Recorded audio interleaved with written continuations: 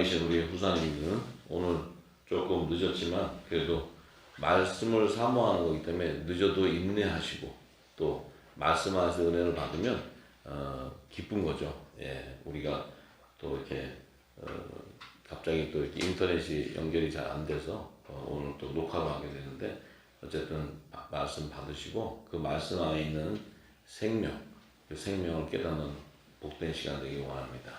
지난 시간에는 창세전에 이제 그 아버지 안에 있는 부활의 생명의 실체를 예수님께서 증거하신 말씀을 나누는데요. 이번 시간에는 이제 그 예수님의 재림 때, 그리스도의 재림 때 이제 생명의 부활과 심판의 부활로 나오는 생명들을 예수님이 증거해 주셨어요.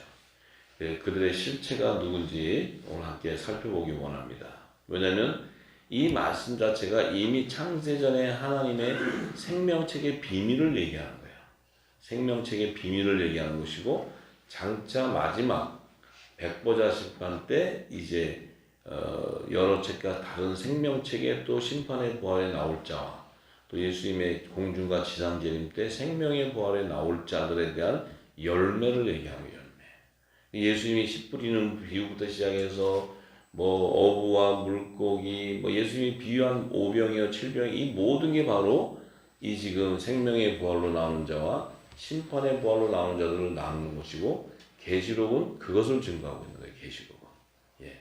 그래서 남자와 여자의 부활 생명과 또 666의 열매들과 또 천년왕후 시대 바다의 모래 같은 자손들과 이런 모든 것들이 다 이 예수님의 이 말씀 속에 다 있는 거예요.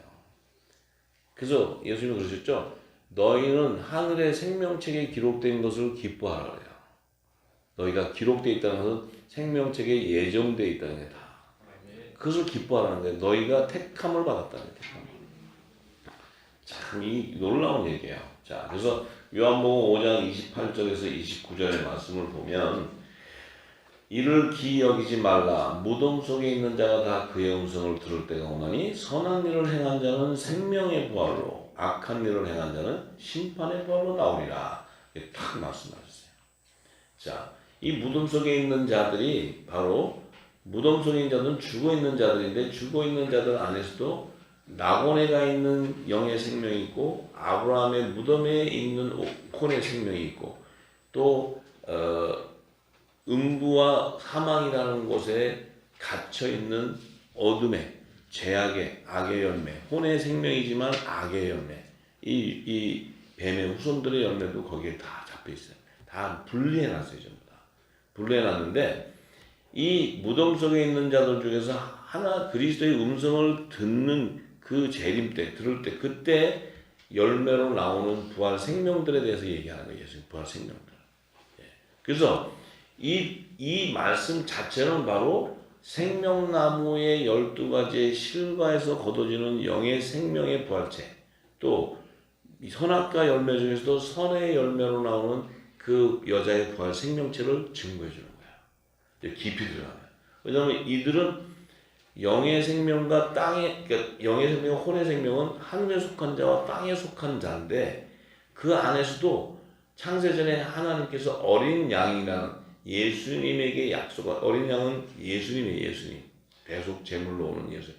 그 예수님에게 어린 양에게 가서 이들을 살려가지고 데려오라고 하신 하나님의 약속이 있었기 때문에 그 어린 양이 데려가는 생명책에 기록되어 있는 자들이 있어요. 요들이 이제 하나님의 아들과 하나님의 종들로 열매 맺어져서 마지막 때 남자의 부활과 여자의 부활 생명체로 나오는 그들이 생명의 부활로 나오는데 그들은 선한 행위를 한 자라는 거예요. 선한 행위가 뭐예요? 하나님이 말씀하시는 선한 행위는 뭐예요? 하나님의 선을 분별하는 자. 하나님의 선은 무엇으로 분별할 수 있어요? 말씀이지만 성령께서 조명해 주는 영적인 예배를 통해서 할 수 있는 거예요. 예배는 하나님과 교통하고 호흡하는 거예요. 우리가 이렇게 할렐루야 기도하고 이런 예배가 아니고 성령과 교통하는 거예요. 교통이라는 건 하나님의 비밀을 아는 거예요. 하나님의 뜻을 아는 거예요. 근데 하나님의 종들도 율법 아래 있을 때도 메시아가 와서 우리를 구원해 줄 것을 하나님의 비밀을 알았어요. 그래서 선지자들을 통해서 증거하는 거예요. 이사야를 통해서 증거하고. 그렇기 때문에 그들은 하나님의 아들로서 성령의 약속을 받은 자들은 아니지만 첫 언약을 주는 율법의 증거를 믿음으로 받았다는 거예요. 그래서 이 메시아가 와야 우리를 구원해 준다. 그러니까 모세가 뭐라 했어요? 시내산에서 율법을 제정받고 탁 내려올 때 얼굴이 해같이 빛나. 왜? 직접 하나님을 만나서 40일 동안 거기서 말씀받고 내려오니까 기름 부음이 있죠. 그런데 사람들이 모세를 이렇게 보니까 얼굴이 빛이 나니까 저 모세가 하나님의 직접 음성을 받았기 때문에 저 모세가 주는 저 율법의 계명, 율법의 규례 이것이 우리를 구원하는 복음이다. 근데 모세는 그것이 아니다. 수건으로 얼굴을 가려버려요. 자기 빛나는 얼굴을 가려버려요. 왜냐하면 이것은 복음의 그림자라는 거예요. 그 복음의 그림자. 이 진짜 구원하는 자는 오신다는 거예요. 따로. 자기가 아니고. 이걸 모세는 알았어요. 그래서 그는 믿음으로 그러니까 율법의 계명을 믿음으로는 증거받지만 성령의 약속을 받은 하나님의 아들의 신분이 아니라는 거예요. 이게 굉장한 거예요. 아들하고 종은 하늘과 땅의 차이신 거예요. 자, 그렇기 때문에 예수님이 오셔가지고 이 무덤 속에 있는 자들에 대한 실체가 이제 좋은 시요, 또 알곡이요, 가라지요, 쭉정이요 이렇게 다 얘기하시는 거예요. 주님이. 이게 다 연관되어 있는 말이에요. 전부 다. 자, 그래서 그의 예수님의 음성을 들을 때가 온다는 그 들을 때는 이제 예수님이 이 땅에 공중과 지상 재림하실 때를 얘기하는 거예요. 그때가 딱 되면은 이 예수님이 전했던 천국의 복음, 하나님 나라의 복음이 온 세상에 다 전파됩니다.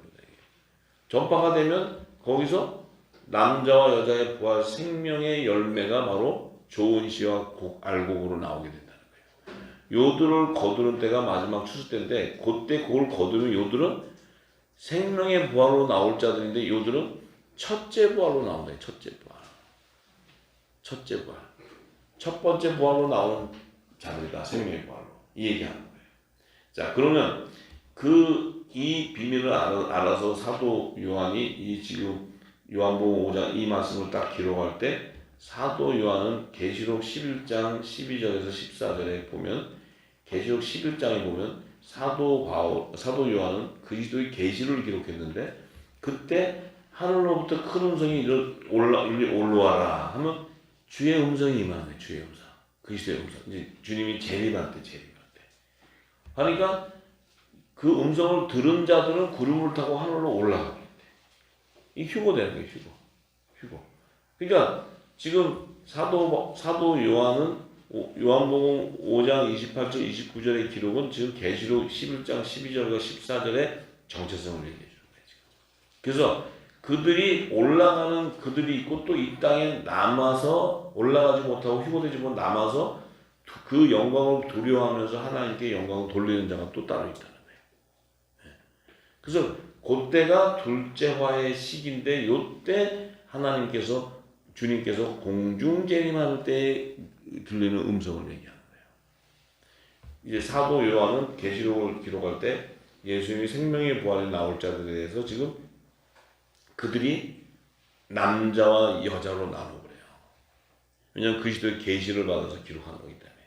사도 요한이 요한복음의 그 생명의 부활에 나오는 자, 선한 일을 해서 나오는 자들은 지금 요 남자와 여자의 부활 생명들이다 하는 것을 증거하는 거야. 사도 요한이. 그래서 계시록 12장 5절에서 6절에 가면은 철장으로 만국을 다스릴 그 남자아이가 하나님과 그 보좌 앞으로 올려가더라. 휴거되는 거예요. 휴거. 지금 말하면은 이리로 올라가서 11장에 올라간 자들이 정체성이 남자라는 게 남자.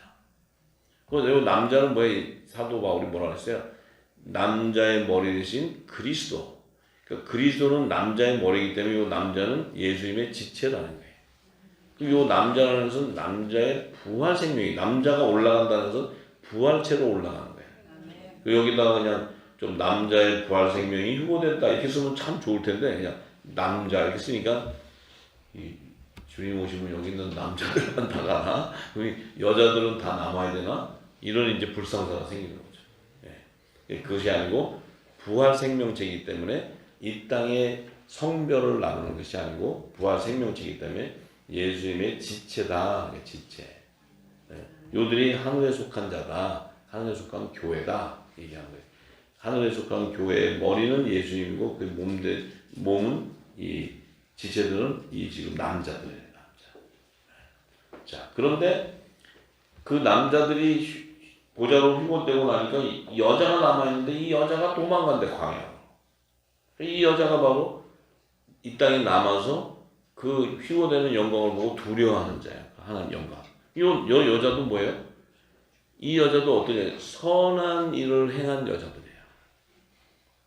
이 여자들은 이 땅의 제단이 아니고 이 여자들은 이 땅의 제단에서 하나님의 종으로 열매 맺혀지는 자들. 요들도 반드시 여자의 부활 생명이 되려면 어떻게 돼요? 예수의 피로 씻어줘야 돼. 말씀으로 씻어서 그가 굵은 배우신 흰옷을 입어야 돼. 흰옷을. 그리스도의 의옷을 입는 게 아니고 흰옷을. 그래서 정결한 몸이 되었다. 정결한 몸. 이 여자의 부활체라는 것은 땅에 속한 자 안에서의 구속함을 받는 부활 생명이에요. 하늘에 속한 자는 하늘에서 난 자들의 남자의 부활체는 하늘에서 난 자들의 부활 생명을 얘기해요. 그러니까 요들은 영의 생명이었고 요 여자의 부활 생명은 혼의 생명이었다. 혼의 생명. 그러면 이 여자의 부활 생명은 선악과의 열매 중에서 선의 열매로 거둬지는 자들. 요 남자의 부활 생명은 생명나무의 실과로 거둬지는 자들. 다르다는 거예요. 이거는 또 에덴 동산의 비밀이 열리는 거예요. 이게 에덴 동산. 이게 다 연관되는 게 전부죠.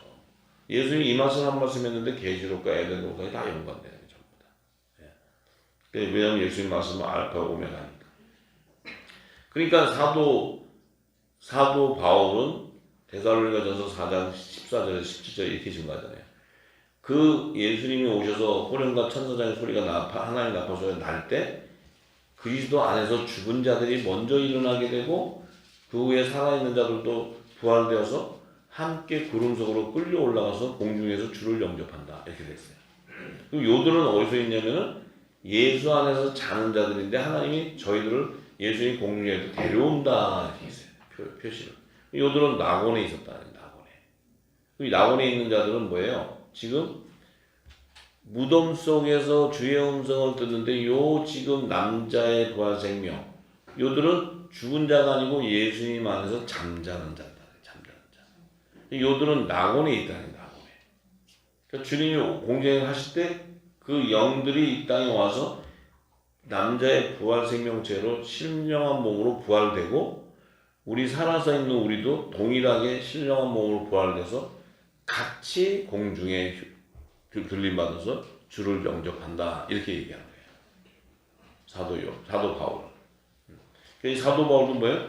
남자의 부활 생명을 알고 있었다는 거예요. 남자의 부활 생명. 그래서 사도 바울이 고린도전서 11장에 남자의 머리 대신 그리스도, 여자의 머리 남자. 이걸 얘기한 것은 남자의 부활 생명과 여자의 부활 생명을 알고 있었다는 거예요. 사도 바울은 정확하게. 자, 그래서 사도 요한은 요 여자의 부활 생명체를 계시록 7장 9절에서 15절 사이에 기록하는데 요들이 능히 셀 수 없는 큰 무리가 흰옷을 입고 나오는데 종려가 손에 종려가 들고 보좌와 어린 양의 보좌 앞에 서 있다는 거예요. 요들은 뭐예요? 요들이 흰옷을 입은 무리, 요들이 바로 여자의 부활 생명체. 왜냐면 요들이 지금 서 있는 곳이 어디냐면 하나님과 어린 양의 우편 보좌 앞에 서 있는 거예요. 서 있다는 거예요. 그 보좌를 섬기는 종들이에요. 섬기는 종들. 그러니까 요들은 어린 양의 12사도 이름이 아니고 요들은 이스라엘 12지파의 이름으로 연합을 이루는 거예요. 이들인데 이들은 반드시 어린 양의 피로 그 옷을 씻어서 나와야 돼. 씻어서 희게 돼야 돼. 근데 어디서 나와야 되냐면 대환란을 통과해서 나와야 된다. 그 후 3년반 대환란을 통과해 나와야 되기 때문에 통과 나왔을 때 시온산에 임한 그 어린 양이 시온산에 임한 그 지상제인들 시온산에 임한 그 산으로 들어가는데 여자의 부활 생명의 그 정체성으로 흰 옷을 입고 들어간다. 이렇게 얘기하는 거예요. 흰 옷을. 무슨 얘기인지 아시죠? 다 같은 얘기예요. 그래서 그들이 바로 어린 양 시온산에 임할 때 그들의 이마에는 반드시 구원의 표가 인을 쳐져야 돼. 성결의 표가 인을 쳐져야 돼. 하나님의 아들들에게는 성령의 인이 쳐져 있기 때문에. 그래서 이들은 반드시 그 구원의 표가 이름의 성결의 표와 구원의 표가 인쳐져야 시온산으로 들어갈 수 있는 거예요. 그 얘기는 어린 양의 피로 씻어져 있어야 돼. 씻어져 있어야 돼. 구원의 표가 이마에 인을 쳐야 돼. 인을 쳐야 돼. 살아있는 하나님의 인으로. 자, 그들이 계시록 22장을 가니까 그들의 하나님과 어린 양의 보좌 가운데 서 있는데 그의 종들이 그들을 섬긴다. 하나님과 어린 양의 보좌에서 앞에 그들을 섬기고 있다는 거예요. 이 그들의 이마에 보니까 하나님과 어린 양의 이름이 써 있는 거예요. 이름이. 종들의 이마에. 그러니까 그들은 뭐예요? 여자의 부활 생명으로 보좌에 들어가 있는 자들이에요. 보좌에. 이해가 되시죠? 네. 자, 그래서 예수님이 뭐라고 하셨어요? 생명의 부활로 나오는 선한 일을 행한 자는 생명의 부활로 나온다. 이 선한 일은 뭐냐면 믿음의 조상 아브라함의 4대 손들의 열매라는 거예요. 믿음의 소산이에요. 믿음의 소산. 그러니까 믿음의 행위를 한 거죠. 믿음의. 그 믿음이라는 것은 말씀을 알았다는 거죠. 말씀. 그러니까 종들도 율법의 계명을 따랐고 복음의 아들들은 복음의 계명을 따라가는 거예요. 새 계명을 따라가는 거예요. 사랑의 계명. 그러니까 이 하나님의 이 율법의 종들이 없으면 무슨 문제가 생겨요? 율법의 종들이 없으면 예수님이 못 오세요. 예수님이 이 땅에 못 오신다고. 여자의 후손으로 올 수가 없어. 예수님은 반드시 이 땅에 올 때 남자의 후손으로 올 수 있는 게 아니에요. 왜 여자의 후손으로 와야 돼요? 육신으로 나와야 되니까. 육신으로. 그러면 그 여자의 후손은 누구냐면 첫 아담의 돕는 배필 그 여자의 후손으로 와야 돼. 그래서 예수님은 이스라엘 12지파 중에 지파의 족보에서도 유다 지파로 와야 돼요. 왜냐하면 예수님이 오실 당시에는 복음이 없었거든. 복음이. 그러니까 율법 안에서 나셔야 돼. 여자에게서. 나셔야 돼. 그 나야 되는데 아무데나 나는 게 아니고 12지파 안에서도 12지파는 이 땅의 제사장 나라의 저희 백성이잖아요. 근데 그 제사장 나라의 백성 안에서도 유다 지파로 오시는 거예요. 그 유다 지파로 오시는 거예요. 그래서 이 땅에 동정녀 마리아를 통해서 이 땅에 오셔야 돼. 그러면 오셔서 이분은 율법 안에 거하는 것이 아니고 이분은 복음의 아들로 세워져요. 복음의 아들로. 그러니까 율법 안에서 첫 복음의 아들로 세워져 부활의 생명이 되는 것이 예수님이에요. 그래서 예수님이 성령의 세례를 최초로 받는 분이 요단강에서 성령의 세례를 최초로 받는 분이 예수님이에요. 그래서 이 땅에서 예수님 오기 전까지 누구도 하나님의 아들이라고 칭함을 받는 자가 없어요. 이스라엘 백성들을 하나님께서 너 신부다 내 아들이라고 했지만 그들은 첫 언약을 우상을 숭배했기 때문에 패하게 되기 때문에 아들의 명분에서 그들은 패함을 받게 돼요. 그러니까 아들이 될 수 있는 게 아니에요. 그런데 예수님은 이 복음으로 오신 예수님은 성령의 세례를 받기 때문에 이분은 이 땅에서 최초의 하나님의 아들의 열매가 돼요. 아들로 세워지는 거예요. 네, 명분이 세워지는 거예요. 그래서 그분이 오심으로써 그분 안에 있었던 좋은 씨들이 이제 새 생명이 하나님의 자녀들이 나오기 시작합니다. 그러니까 이 선한 행위를 한 자들은 믿음의 소산인데 이 믿음의 소산에서도 남자의 부활 생명과 여자의 부활 생명은 이 땅의 제단에서 나오는 열매와 하늘 성전에서 나오는 열매가 다른 거예요. 다른 거예요. 네. 그래서 우리는 성령이 거해 있기 때문에 하늘의 성전이 돼요. 이 땅의 제단에는 성령이 거해 있어요? 안 거해 있어요? 법이 있는 거예요. 교단법, 종교법 이런 법이 있는 거예요. 율법도. 네. 그 안에서 법을 따라가는 거예요. 근데 하늘의 성전은 성령이 거해 있는 거예요. 성령.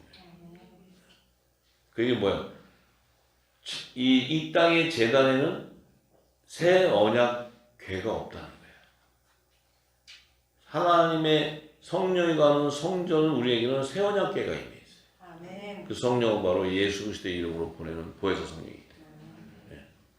그래서 이 땅의 제단은 법계 새 언약계가 없기 때문에 이 땅의 제단은 결국은 종들을 다 이 영원한 복음을 통해서 소출하고 나면 이 땅의 제단은 어떻게 돼요? 음녀 제단이 돼버려요. 기시의 초소가 돼버려요. 근데 성령이 가는 성전은 새 언약계가 임해지니까 어떻게 돼요? 예수님이 전한 그 뜻이 다 이루어져 버리는 거죠. 하나님 뜻을 다 이루어버리는 거예요. 그래서 이 생명의 부활로 나오는 자 안에서도 선한 일을 행한 자들은 영의 생명과 혼의 생명이 있는데 생명나무의 실과들과 선악과 열매 중에서도 선의 열매로 나오는 믿음의 소산을 얘기해요. 근데 그들을 믿음의 조상으로 택한 아브라함의 4대 손, 요셉의 단과 야곱의 단으로 나누는 거예요. 그래서 그 첫째 부활에 참여하는 자들은 어린 양의 생명책에 기록되어 있는 어린 양의 12사도의 이름으로 연합을 이루는 요셉의 단을 얘기하는 것이고, 또 14마세 이스라엘 12지파 이름으로 연합을 이루는 야곱의 단을 얘기하는 거예요. 이게 지금 이제 첫째 부활에 참여하는 자들이에요. 그들에게는 권세가 있다 그랬죠? 하나님의 요셉의 단에게는 하늘 보좌에서도 심판하는 후사의 권세가 있어요. 왕권의 권세. 이 종들은 뭐예요? 종들은 그들을 섬겨야 되는 거예요. 근데 그들은 이 땅에서 어떻게 돼요? 목배임을 당하고 또 짐승의 우상과 경배하지 마라. 이마에 오른손에 표를 받지 않아야 되기 때문에 그들은 많은 순교의 피를 흘려야 되고, 이런 모든 것이 다 연결되어 있는 거예요. 전부 다. 우리가 지금 이제 계속 들었기 때문에 이 얘기를 하면은 점점 성경의 말씀의 지경이 넓어지죠. 지금 제가 요한복음 5장 28절 29절을 얘기하는데 지금 계시록 막 그냥 지금 새 예루살렘 성을 얘기하고 막 지금 막 들어가 버리잖아요. 근데 그 전부터는 이거하고 새 예루살렘 성하고 무슨 상관이 하는데 지금은 이제 이게 보여지니까 그 말을 하면 내 안에 영이 성령이 기쁘게 계시가 되기 때문에 알아들어요. 아, 이 말씀이 이 말씀이구나. 다 알아들어요. 고린도 전서도 연결되고 다 연결돼요. 창세기도 연결되고 요셉의 담도 다 연결되는 거예요. 전부 다. 전부 다. 비유지만은 같은 얘기예요. 같은 얘기죠. 시대가 다른 건 상관없어요. 왜냐하면 성경은 어제와 오늘과 내일이 동일한 하나님의 말씀이기 때문에 뭐 2000년, 4000년 전에 했다고 우리하고 상관없는 게 아니고 이 시점의 시제를 얘기하는 거예요. 우리의 시점을지요. 그래서 지금 우리에게는 이 말씀을 들으면서 우리가 우리의 정체성이 어디냐, 또 우리가 지금 살고 있는 시대가 언제냐, 이걸 이제 알게 되는 거죠. 때를 알게 되고 사명을 알게 되고, 이것이 신부예요. 예수님의 신부. 이것을 아는 자들이. 안 그러면, 이걸 모르면 뭘 준비하겠어요? 이 땅의 교회는 준비할 수 없어요. 왜 준비할 수 없냐면 이 뜻을 모르는데, 하나님의 비밀을. 계속 법을 쫓아가는 거예요. 법. 교단법, 교리, 종교법 다 따라가는 거예요. 또 신앙을 따라가고. 근데 성령이 임한 하는 성전은 이 땅의 신앙을 따라갈 수가 없어요. 성령의 음성을 쫓아가는 거죠. 아멘. 그리고 성경의 비밀을 계시의 영을 받아야 성경이 다 열리는 거지 우리의 지식으로 알 수 있는 게 아니에요. 절대로. 전혀 다른 세계에서 하는 거예요. 다른 세계. 그리고 이 계시의 영을 받은 자들은 이 말씀을 받아야 기뻐지지, 이 땅의 법으로 하는 말을 들으면 갑갑해서 못 살아요. 갑갑해서. 왜냐면 법으로 쪼이니까. 자유해 줄 수가 없으니까. 진리 가운데 자유할 수 없으니까 이 심령이 공고해져 버려요. 답답해지고. 이 진리 안에 거해야 자유해지고 기쁜 거예요. 그래요. 자, 그래서 그들이 바로 보면은 이 새 예루살렘 성 안에 이스라엘 12지파의 이름이고 어린 양의 12사도의 12 이름이 기록되어 있는데, 그들이 어린 양의 생명책에 기록되어 있다고 계시록 21장에 증거했어요. 계속 누차 제가 증거했어요. 자, 그런데 이제 더 중요한 것은 예수님이 이 얘기를 하시면서 예수님도 좋은 나무의 열매를 얘기했어요. 좋은 나무.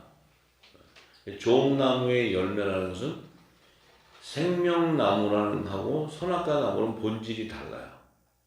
그런데 예수님은 좋은 나무라고 해요. 좋은 나무. 왜냐하면 생명나무는 복음의 그 아들의 열매인데 이 선악과는 선의 하나님의 종의 열매도 있는가 하면 죄의 종의 열매도 같이 있어요.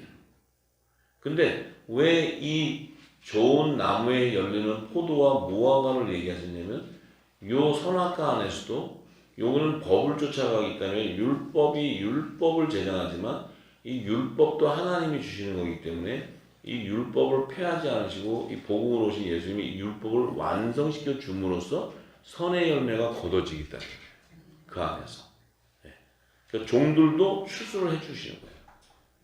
그렇기 때문에 예수님이 오셔서 좋은 나무에 열리는 열매를 얘기해 주는 거예요. 포도와 무화과로.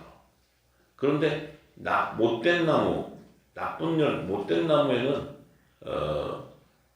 이 가시덤불과 엉겅퀴가 열린다. 못된 나무야. 요 못된 나무를 비유한 것은 그 율법 안에서도 악의 열매들을 얘기해. 요들은 하나님의 종들을 갖다가 법으로 묶어가지고 사망 권세에서 그들을 종로로 그들을 사망으로 끌고 가버려요. 근데 예수의 피로 그들이 다시 구속을 받게 되는 거예요. 종들이 찢어져야 돼요. 거기서 찢어져야 돼요. 근데 이들이 예수의 피가 없으면 그대로 끌려가요. 법으로. 그 법은 뭐야? 죄와 사망의 법입니다. 그 법으로 끌려가 버려요. 정죄하게 돼요.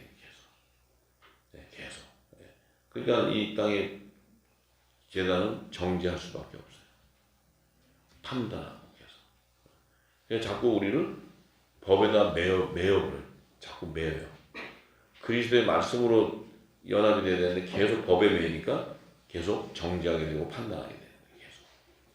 그러다 보니까 열매가 어떻게 돼요? 나중에는 보니까 우상을 숭배하는 그런 범죄하는 이렇게 돼요. 그러니까 그 안에서도 어린 양의 생명책에 기록되어 있는 종들도 이 음녀들, 거짓 선지자의 이 증거를 통해서 거기에 미혹돼 가지고 결국은 어떻게 돼요? 그들도 타락하게 됨으로써 생명책에서 지워지는 자가 나와요. 생명책에서. 그 땅에 속한 자들 안에서는 생명책에서도 지워지는 혼의 영역이 나와요. 그걸 가라지라고 해요. 가라지. 그러니까 알곡과 가라지는 같은 쭉정이죠. 아유 대단하십니다. 그래야 저도 배우고 그러지. 맞아요. 아이고 말 잘못했다간 큰일 나겠어. 맞아요. 저도 사람이니까 조금씩 정신이 헷갈릴 때가 있어요. 맞아요. 쭉정이. 근데 가라지는 다르잖아요. 완전히 가라지. 가라지. 맞아요. 아유, 정말 보람이 있다. 보람이 있어. 그래서 이 지금 예수님이 그렇게 얘기하는데 사도 요한과 사도 바울은 한 성령 안이기 때문에 그들이 증거가 동일해요. 계속 동일하기 때문에 예수님 무화과 포도 열매 이렇게 얘기할 때 사도 바울은 이것을 여자의 부활과 더 좋은 남자의 부활을 얘기하는 거예요. 부활의 열매. 사도 바울은 성령의 열매를 얘기해요. 처음 읽은 열매. 이게 부활의 생명이거든요. 부활의 생명. 계속. 사도 바울의 복음서는 계속 성령이에요. 성령. 성령의 처음 읽은 열매. 그러니까 사도 바울이 히브리서 11장 35절에 이렇게 얘기하잖아요. 여자들은 자기의 죽은 자를 부활로 받기도 하며 어떤 이들은 더 좋은 부활을 얻고자 악행을 받되 부차임 면하지 않다. 여자의 부활도 있는데 더 좋은 부활도 있다며. 더 좋은 부활. 이 좀 바울 우리 사도한테 내가 올라가면 좀 왜 그렇게 썼냐고. 남자라고 와서 내가 고생 안 하고 얘기도 잘 됐는데 왜 더 좀 예수님 닮아가지고 비유로만 해. 비유로. 그래서 저도 비유를 하려 했더니 비유하지 말래요. 왜냐면 저는 또 사역이 풀어주는 사역이에요. 그래서 제가 참 힘이 많이 들어요, 사실은. 비유를 하면 너무 쉬워. 못 알아듣으면 할 수 없지. 그냥 비유하고 못 알아듣으면 할 수 없지. 내 소관이 아닌데. 근데 풀어주려니까 이걸 다 풀어야 되니까 얼마나 저도 이게 풀 때 그냥 풀어지는 게 아니에요. 아주 그냥 다 뜯겨야 돼요. 다. 이걸 할 때. 여러분들 지금 들을 때만 아이고 너무 좋다. 저는 이거 다 뜯긴 다음에 이해하는 거예요. 다 뜯어내고. 네. 이걸 깨닫는데 가르쳐줘도 금방 못 깨달아요. 성령이 직접 음성을 풀어줘도 금방 안 깨달아져요. 내용이 금방 인지 못해요. 계속 인지할 때까지 성령이 붙잡고 계속 그냥 말씀으로 연결 풀어요. 그래야 이게 조금 기름이 쳐져서 기름이 뭔가를 내가 좀 알았어요. 그래요. 그런데 사도 바울은 여자의 부활과 좋은 남자의 부활을 얘기했는데 사도 요한은 이것을 어부와 물고기로 얘기를 해버려요. 사도 요한은 똑같은 얘기예요. 어부는 무슨 부활 생명이에요? 남자의 부활. 물고기는 여자의 부활. 똑같은 얘기예요. 이게 어부 물고기 하니까 부활 생명체 하는 게 똑같아. 그런데 왜냐면 이 어부와 물고기가 그리스도의 재림 때 남자와 여자의 부활 생명을 추수하는 계시를 알았어요. 이 사도 요한은. 그래서 다 동일한데, 그런데 이 어부는 하늘에 속한 새로운 피조물로 거듭난 한 아들의 형체라는 게 하나님의 아들의 형체. 근데 물고기는 사람과 땅에 속한 피조물로 지은 종의 형체라는 거예요. 종의 형체. 이 같은 얘기예요. 이제 성경이 비유가 됐으니까 제가 푸는 건데 같은 얘기하는 게 같은 얘기. 자, 그러면서 요한복음 21장 1절에서 14절에 큰 물고기 153마리 계시가 바로 이 남자와 여자의 부활 생명체를 증거하는 계시의 말씀이에요. 이게. 자, 왜냐면 이 지금 요한복음 21장, 요한복음 20장까지가 기록을 하고 끝난 거였어요. 요한복음 20장까지. 요한복음의 마지막 장은 20장이에요. 근데 21장을 첨부했어요. 이 첨부했다는 것은 저는 그것도 몰랐는데 성령께서 저한테 이게 풀어줄 때 첨부했다까지 얘기해줬어요. 저한테. 나는 무슨 성경이 나 요한복음 20장하고 21장이 이렇게 구분되는 건지도 몰랐어요. 그전에는. 근데 성령께서 이게 21장은 첨부되었다 그래요. 근데 언제 첨부가 됐냐면 계시록을 기록한 이후에 첨부됐다 그랬어요. 나는 계시록이 언제 기록된지 모르지만 그러니까 요한복음이 먼저 기록되었나 봐요. 기록되고 계시록이 그 이후에 기록됐나 봐요. 기록됐는데 계시록을 기록한 이후에 요한복음 21장이 요한이 또 기록해서 요한복음에다 첨부시켰다는 거예요. 그래서 나는 그게 뭐라는데 그것을 내가 성령께서 알려준 것이 요 21장 14절에 보면은 이렇게 써 있어요. 지금 이 153마리 이것은 예수께서 죽은 자 가운데서 살아나신 후에 세 번째로 제자들에게 나타나신 것이라 했어요. 요 핵심은 세 번째. 예수님이 부활한 다음에 세 번째 나타났대. 요 세 번째는 재림 때를 얘기하는데 재림 때. 이걸 성령이 또 나한테 다 알려줘서 알지. 내가 이게 뭐 세 번째라서 뭔지 어떻게 알았는데 그래서 내가 사도 요한 형님한테도 내가 올라가고 또 할 얘기가 있어요. 이거 그냥 주님의 재림 때라고 하지 무슨 또 세 번째라니까 사람들이 그냥 세 번째로 하는데 그거를 왜 이렇게 어렵게 해놓으셨냐. 예. 근데 성령이 저한테 이 얘기를 해주셨어요. 그래서 이게 어부와 물고기의 계시에 대한 건데 이 세 번째는 재림 때, 유심히 재림 때 남자와 여자의 부활 생명에 대한 추수의 계시구나. 이걸 내가 알았어요. 우리가 지금 이게 굉장히 깊은 영역의 얘기를 하고 있는 거예요. 이 땅에서는 뭔 얘기인지도 못 알아듣어요. 얘기는 지금 저와 여러분들이 이 말씀을 통해 계속 기름 붓고 이걸 수없이 들어왔기 때문에 이 말씀을 할 때 여러분들이 영이 열려요. 알아요. 근데 이게 안 열리면요. 이게 하고 지금 이거하고가 무슨 상관이냐. 지금 이 땅에 유명한 신학자는 갈릴리 바다에서 153마리 어종을 찾느라고 지금도 그 오종 연구하고 계시고 있는데 이게 지금 남자와 여자의 부활생명 이런 이게 지금 전혀 다른 세상을 얘기하는 거예요. 지금 전혀 다른. 근데 아마 여러분들은 이 얘기 나누면 은혜가 넘칠 거예요. 왜냐하면 계시형을 받았기 때문에. 그래서 21장의 1절을 가면은 이렇게 기록되는 거예요. 그 후에 예수께서 디베랴 바다에서 또 제자들에게 자기를 나타내셨으니 나타나시니 이러하다. 자, 이 이제 디베랴 바다는 갈릴리 호수죠. 거기 바다인데 제자들에게 이렇게 나타나셨는데 그 제자가 7명이에요. 7명. 시몬 베드로, 그 다음에 디두모라 하는 도마, 자 도마. 그 다음에 갈릴리 가나 사람 나다니엘.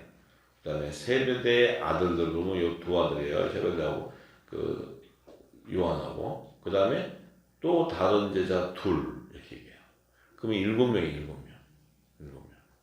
이것도 뭐 이렇게 복잡하게 써 그냥 7이라고 쓰면 되는데 그래서 내가 굉장히 머리도 안 좋은데 생각을 하면서 이거 둘 이렇게 해갖고 하는 게 7명이야. 결국은 뭐냐면 7천인의 요셉의 단을 계시하는 거예요. 일곱 떡, 7병이요. 자, 그런데 자, 시몬 베드로가 물고기를 잡으러 가노라 하며 저희가 우리도 함께 가겠다 하고 가서 배에 올랐으니 이 밤에 아무것도 잡지 못하였더라. 자, 이 밤은 뭐예요? 마지막 때 주의 재림 때예요. 제약이 가능한 때. 근데 이 베드로가 물고기를 잡으러 가는데 그 밤에 잡으러 가는데 아무리 잡으려 해도 못 잡아. 그러니까 날이 새어갈 때 예수께서 바닷가에 서서 제자들이 예수인 줄 알지 못한지라. 날이 새어갈 때 하면 주님의 재림 때. 주님의 재림 때. 이제 이 땅이 밝아진 거예요. 그런데 예수님인 줄 알지 못했대요. 왜냐하면 신령한 몸으로 오셨기 때문에. 자, 그런데 예수께서 이르시되 얘들아 너에게 고기가 있느냐 하는 것은 열방을 추수했느냐? 열방을 추수했느냐? 자, 이게 지금 그 시대와 이 주님의 그 재림 때와 이게 시제가 막 그냥 순간적으로 이동하는 거예요. 그걸 못 찾아가면 이게 지금 시점을 놓칠 수 있어요. 그러니까 아시겠죠? 네. 그걸 알고 해야지 뭐 이게 그러면 언제 얘기하는 거 이렇게 하면 제가 굉장히 답변하기 어려워요. 그래서 자, 그런데 고기가 있느냐니까 없다는 거야. 그럼 지금 어떻게 된 거예요? 어떻게 된 거예요? 영원한 복음이 안 나온 거예요. 지금 영원한 복음이 추수를 해야 되는데 지금 기근이 왔는 7년 흉년의 기근이 와 있는데 영원한 복음이 없는 거예요. 날이 새서 주님이 오실 때가 됐는데 이제 자 없대. 그럼 결국 뭐 이 땅에 지금 종들의 추수가 안 일어났다는 거예요. 추수가. 자 그러니까 예수님 뭐래요? 자 그 그물을 배 오른편에 던져라. 그물. 오른편에 그래야만 얻으리라. 던졌더니 고기가 많아 그물을 던졌다. 그물이 뭐였어요? 천국복음. 천국은 마치 바다의 각종 물고기를 잡는 그물과 같다 했잖아요. 천국 말씀이란 말씀. 이걸 배 오른편에 던져라. 왜 또 배는 무슨 배예요? 구원의 배. 아유 이제 맞게는 통한다. 이 여기 또 저 땅에 속한다 해서 배 그러면 물고기 잡으러 다니는데 이렇게 생각이 아니고 구원의 배인데 그걸 왜 오른편에 던져놔서 우편 보자니까 우편 보자면 7촛대 중에서도 우편 3촛대 기름 부어지는 영원한 구원의 복음을 던지라는 거예요. 이제 좀 풀리시죠? 못 듣는 사람은 할 수 없고. 자, 그걸 던지라는 게 던졌더니 어떤 일이냐? 14만 4천이 걷어진. 그물에. 예? 그물에 좋은 물고기 못된 거 다 오는 거예요. 그 14만 4천원이 뭐가 따로 들어가요? 힘이. 그렇지. 아유, 이제 뭐, 대화가 되니까 좀, 나도 기분이 난다, 지금. 대화가. 네. 자, 그러니까, 이제 가득 채웠어요. 그 예수의 사랑하시는 제자, 베드로가 이르되, 주시라. 하니까 그냥, 베드로가 그냥, 이 벗고 있다가 주라는 말 듣고 겉옷을 두르니 바다에 뛰어들었다. 이 겉옷을 두른다는 것은 뭐예요? 그리스도의 옷을 입게 되는 거예요. 옷을 입게 되는 거예요. 네. 자, 이거 굉장히 이거 성령이 쓰지 않고는 이 말 자체를 쓸 수가 없어요. 이 말에 그냥 이 땅의 글로는 이게 이해될 수 없는 거고 이 말도 안 맞는 얘기 이게. 아무 말도 안 맞아요. 근데 계시를 통해서 이 풀면 기가 막힌 말씀이에요. 이게 열방을 추수하는 비밀이에요. 추수하는 비밀. 네. 자, 그러니까 다른 제자들, 그러면 또 이제 그 7명 중에서 또 다른 제자들은 육지에서 산과 불과 한 50간 되는데 작은 배를 타고 고기든 그물을 끌고 온다. 작은 배를 타고 고기든 그물을 끌고 오는데 이 고기 끌고 오는데 자 작은 배를 타고 고기를 그물에 넣어가지고 와. 고기를 배에다가 실어서 오는 게 아니고 그물로 가. 그럼 작은 배가 가고 그물이 쫓아가면 어떻게 돼요? 작은 배에 탄 제자들은 뭐예요? 남자의 부활 생명으로 휴거되는 거예요. 휴거. 뒤에 그물에 끌려오는 거는 이건 이 땅에 남는 자예요. 여자의 부활 생명. 보이세요? 그러니까 거리가 있다는 거야. 이게 오는 거리가. 이게 공중과 지상 재림의 시간차를 얘기한다. 자. 재밌죠? 네. 이거 우리가 계시형이 임해야 돼. 계시형. 그래 이걸 볼 수 있는 거야. 네. 자, 그러면 그래서 육지에 딱 올라오니 이 육지는 어떤 육지예요? 응? 새 예루살렘 서. 육지, 새 땅이죠, 새 땅. 올라오니까 숯불이 있는데 그 위에 생선이 놓이고 떡도 있다. 숯불이 있는데 생선이 있고 떡이 있다. 자, 생선은 뭐예요? 정. 좌편 12보좌에 앉는 금면류관을 받는 거예요. 면류관을 받는 거예요. 이 떡은 우편 12보좌에 앉는 영광의 면류관을 받는 거예요. 면류관을 얘기하는 면류관. 이 떡은 하나 예수님의 연합되는 떡덩이들, 떡덩이. 고운가. 네. 물고기는 그물에 잡혀있는 생선.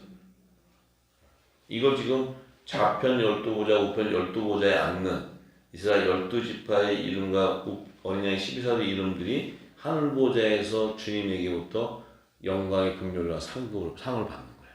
그걸 계시하는 거예요. 지금 계시. 자, 그러니까 예수님께서 지금 잡은 생선을 좀 가져와라.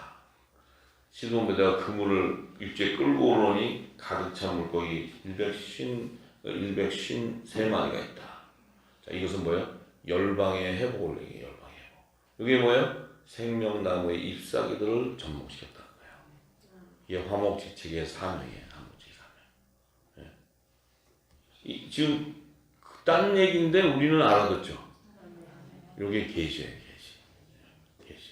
자, 그래서 예수께서 가라사대 와서 조반을 먹으라 하니 제자들이 주신 줄 알고 고로 당신이 누구냐 감히 묻는 자가 또 왜냐하면 주님이 만왕의 왕으로 가 계시고 심판주로 와 계시니까 이 떡덩이들은 아는데 감히 그 앞에서 묻는 자가 없는 거야. 만왕의 왕이십니다. 우리는 그분의 몸된 지체로서 연합돼요. 그래서 떡을 가져다가 그에 주시고 생선도 함께 주시는데 예수님이 죽은 자 가운데 살아나시에 세 번째 제자들에게 나타나신 거다는 것은 어디 공중 혼인잔치에서 주님을 만난 그 계시를 얘기하는 거예요. 세 번째 계시는 공중 혼인잔치에서 주를 직접 영접하는 거. 믿으십니까? 그러니까 예, 그 얘기하신 거예요. 그러니까 세 번째 제자들하는 건 이건 공중 혼인잔치 때 주님을 만나 주님을 만나.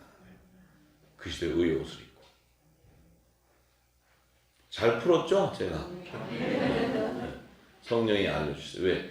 이 말씀을 전체 하나님의 창세기 계시록에 하나님의 구속사의 계시를 알아야 말씀이 풀어지는 거예요. 이게. 그냥 풀면 절대로 풀 수 없는 얘기예요. 이제 주님이 오병이어를 또 들어갈 땐 또 거기에 깊은 영역이 또 있어요. 자, 그래요. 그래서 너무 감사하잖아요. 우리가 무엇이 간데 이것을 알게 해주고 세상 사람은 이걸 알려줘도 이거 안다고 떡이 나오냐 돈이 나오냐 아무 관심이 없어. 근데 우리에게는 뭐 이 말씀 들으면 영광이 나타나요. 하나님 말씀. 이 말씀은 허접한 말이 아니고 하나님의 영광이 담겨 있는 말. 그 계시. 이걸 알게 우리가 그걸 기쁘다는 건 그 축복을 받은 자들. 선한 일에 행한 자로서 생명의 부활로 나올 자로 예정된 자다. 이게 우리에게 인쳐지는 거예요. 너무 놀라운 거 아니에요? 너무 놀라운 거. 근데 심판의 부활로 나오는 악한 일을 행한 자들은 이들은 첫째 부활에 참여한 자이고 둘째 사망에 참여하게 되는 악의 자손들이에요. 이들은 이제 가인의 계보에서 나오는 이 가라지도 있고 또 생명책에서 지어지는 쭉정이들도 있고 또 요한계시록 13장 8절에 보면 어린 양의 생명책에 농명되지 못해. 이건 생명책에 기록이 안 됐다는 거예요. 안 된 자들이 이들은 어떻게 짐승우상에 경배하게 돼 있다는 이들은. 그냥 짐승우상에 경배하게 돼서 이 가인의 가라지들이니까.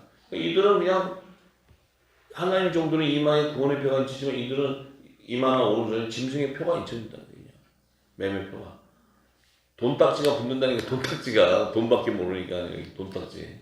그냥 매매표니까 매매표, 짐승의 표. 금이나 하나 붙여가지고 좀 금을 좋아하지 뭐 구원의 표 이런 게 뭐하러. 아니면 달러 하나 100불짜리 붙여주는 그냥 그게 좋다고 그냥 그건 좋아하지. 돈밖에 몰라요. 이 지금 드러나잖아요, 이들이요. 돈밖에 몰라, 돈. 야, 진짜 돈 모으는 건 기재야, 기재. 돈밖에 몰라요. 야, 진짜 대단해. 이 666의 자손. 지금 이 지하에다가 돈 엄청 갖다 놨어요. 금하고. 지구에 있는 건 다 긁어다 갖다 놨어. 두더지처럼. 아이고. 우리는 다스리고 쓰고 가죠, 뭐. 쓰고 지하실에 넣어주고 가지, 뭐. 그래서 이 둘째 사망에 참여하는 자들은 계시록 21장 8절에 이렇게 있어요. 믿지 아니하는 자라. 믿지 아니하는 자. 흉악한 자, 살인하고 행음한, 술객과 우상 숭배하고 거짓말을 잘하는 자. 이들은 둘째 사망 불과 유황불에 다 타는 곳에 던져버린다. 전부 다.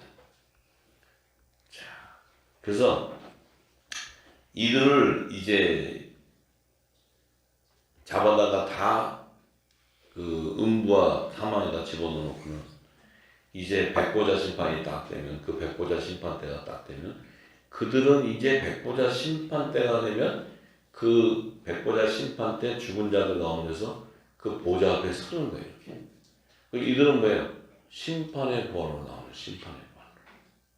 왜냐하면 백보자 심판 때가 되면 처음 하나가 처음 땅에 사라지고 없기 때문에 이제 모든 이 땅의 그 육적인 것들은 다 사라지기 때문에 이제 그때 이 죽은 자들 가운데서 심판을 받기 위해서는 다시 심판의 부활로 나와야 돼. 그렇지만 이들도 부활로 돼서 나와야 돼. 생명의 부활로 연합되는 것이 아니고 심판의 부활로 나와야 돼. 심판의 부활로 나오는 것은 이제 그 안에서 하나님께서 둘째 사망, 영원한 지옥불에다 던져놓을 자들, 그 다음에 그들이 기록된 책들에 기록된 자들, 또 다른 생명책에 기록된 시민들은 또 거기서 바다의 모래 같은 자들은 또 새하늘로 시민으로 이제 건져주고. 왜냐하면 그들은 믿음의 소산이 아니니까 생명의 부활에 참여할 수가 없죠. 아브라함의 소산이 아니기 때문에. 정확하게 성경은 얘기하고 있어요. 그래서 이제 그들은 결국은 불못에 들어가는 자들도 그 악의 제 종의 영이 있지만 그들도 온전한 육신을 가지고 그들이 다시 부활되어서 영원한 불못, 이 고통당한, 영원히 고통당하게 들어가는 거예요. 다시 육과 자기의 그 혼이 연합돼서 부활의 심판의 부활로 몸으로 나오는 거예요. 그러니까 영원히 고통 가운데 사는 거야. 고통을 느낄 수 있다는 거야. 그러니까 우리 둘째 사망은 신경 쓰지 마세요. 다들 심각해져. 지금 눈이 동그랗다. 여러분들은 생명의 부활에 참여할 자지, 첫째 부활에 참여할 자지, 이 복음을 듣는데 지금 둘째 사망이 지금 거기서 심각하시면 안 돼. 그건 우리하고 상관이 없어요. 이 말씀을 갖고 있는데 뭐 그래요.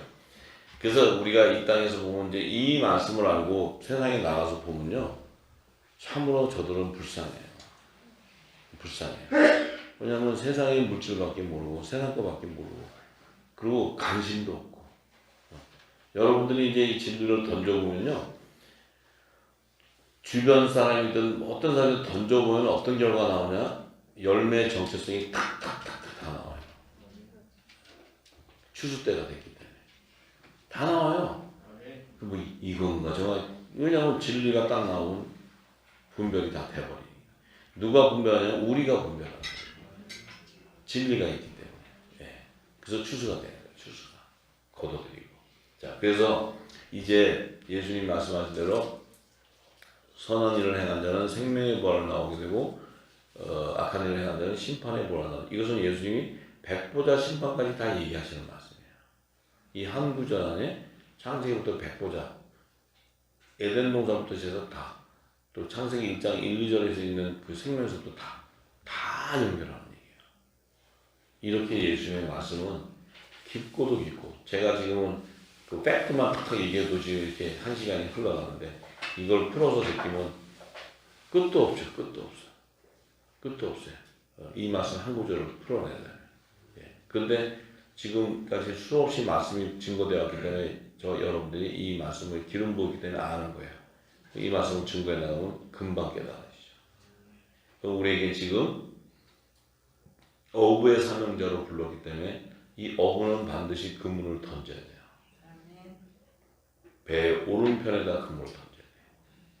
던지면 이것이 영원한 복음을 다시 예언하라는 거예요. 근데 예언하는데 내 안에 그 영원한 복음의 기름이 안 부어져 있으면, 마지막 작은 층이 기록되는 다니엘에게 마지막 때까지 임봉하고 간수하라고 기록된 그 비밀이 안 열리면 종들이 추수가 안 되는 거예요. 종들이 추수가 안 돼. 우리가 헤매고 있으면 종들이 추수가 안 돼. 아까 베드로가 헤매고 있으니까 안 되잖아요. 그물을 던져도 고기가 못 잡잖아요. 제대로 던져야지. 제대로 구원의 복음을 던져야지. 그래야 그물에 잡히는 거예요. 할렐루야. 오늘 여기까지 하겠습니다. 자, 기도하겠습니다. 골로새서 1장 9절에서 12절의 말씀을 함께 기도하겠습니다. 이로써 우리도 듣던 날부터 너희를 위하여 기도하기를 그치지 아니하고 구하노니 너희로 하여금 모든 신령한 지혜와 총명의 하나님의 뜻을 아는 것을 채우게 하시고 주께 합당히 행하여 범사에 기쁘시게 하고 모든 선한 일에 열매를 맺게 하시며 하나님을 아는 것에 자라게 하시고 그 영광의 힘을 쫓아 모든 능력으로 능하게 하시며 기쁨으로 모든 견딤과 오래 참음에 이르게 하시고 우리로 하여금 빛 가운데 성도의 기업의 부분을 얻기에 합당하게 하신 아버지께 감사하게 하시기를 원하노라. 예. 사도 바울은 분명한 것은 모든 신령한 지혜와 총명의 하나님의 뜻을 아는 것을 채우게 한다는 거예요. 그리고 주께 합당히 행하며 범사에 기쁘게 하고 모든 선한 일의 열매를 맺게 하는 거예요.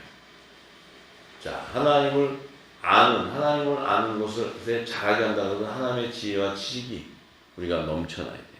그래야 그 하나님의 모든 능력이 우리에게 임하게 돼요. 이 능력이 임해야지만 우리가 하나님의 마지막 뜻을 이루어가는 거예요. 이 능력이 임하지 않고서는 절대로 마지막 사명을 이룰 수도 없고 열방을 회복시킬 수 있는 능력도 없어요. 모든 것을 하나님의 뜻을 아는 것으로 우리에게 채워야 돼요. 그것이 바로 이 마지막 때 이 영원한 복음을 통해서 하나님의 마음은 열방을 회복하는 그 뜻이기 때문에 그 영원한 복음 안에서 하나님의 지혜와 총명은 기름 부음 받고 더 하나님을 알아갈 때 그 뜻이 이루어질 줄 믿습니다. 아버지 감사합니다. 오늘도 복된 말씀 주시고 우리 신령 안에 하나님의 선한 뜻을 알게 하시고 우리 마음 가운데 하나님의 선을 분별해서 우리가 무엇을 해가야 되고 앞으로 해나가야 되는 모든 일들이 성령께서 조명해 주시네. 아버지여 그 모든 일도 성령께서 우리를 인도하시고 그 경영하시고 주관하시네. 아버지 하나님여 앞으로 일어날 그 흉년에 대해서 이 영원한 복음이 온 땅에 다시 예언되지 않은 하나님의 뜻이 이루어지기를 간절히 소망합니다. 아버지 역사하시고 그 영원한 복음 가운데 마지막 때 열방을 회복하는 그 놀라운 하나님의 능력의 말씀이 온 땅에 증거되어 그 뜻을 이루기를 간절히 소망합니다. 역사하여 주옵시고 오늘도 이 은혜 가운데 임하는 하나님 빛의 아들들 저들에게 기름을 담으시고 그 온전한 하나님의 뜻이 이루어지는 복의 통로가 되게 하옵소서. 감사하고 예수님의 이름으로 기도합니다. 아멘.